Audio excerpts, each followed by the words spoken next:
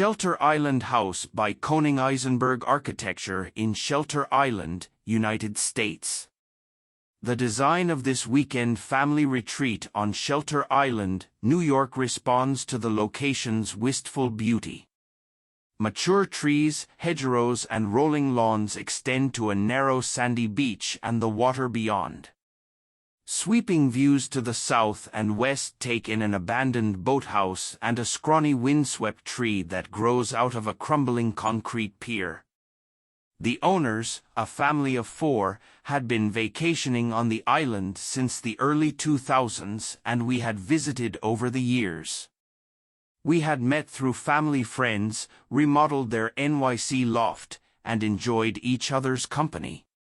They knew the site well and identified all the places they liked to hang out. Shade was at the top of their must-have list that also included an outdoor shower, big fireplaces, an outdoor barbecue, and good ventilation. All made perfect sense given what the location had to offer and the weather, hot, humid, and often buggy summers and snowy, blustery winters. We were all drawn to the uncanny power of the place and envisioned a building that would slip quietly into the setting. The idea of a house as a long hovering porch came as a logical extension of thinking about everyday ease and contextual sensibility. Built slowly through COVID-19, the house now sits roughly where their unsalvageable old house sat, with one end nestling in the trees. From the street, the house is mostly hidden. It is not until you come around the corner that it begins to open up and the porch facing out to the water comes into view. Its posts, set at 4 feet centers, hold up beams that extend some 30 feet back to the kitchen, where a clerestory above brings sunlight deep inside. The use of wood siding and concrete inside and out further reinforces the continuity of the outdoors.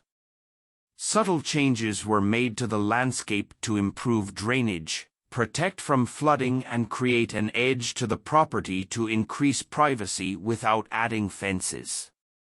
Cars are kept at the gate and well back from the house. A hedge and grove of crepe myrtles further filter views between.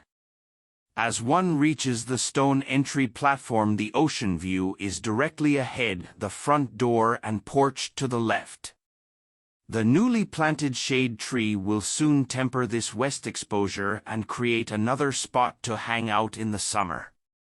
Water is in short supply and permanent irrigation is not used or permitted. The cedar rain screen siding is quickly turning gray, gathering more character as it ages.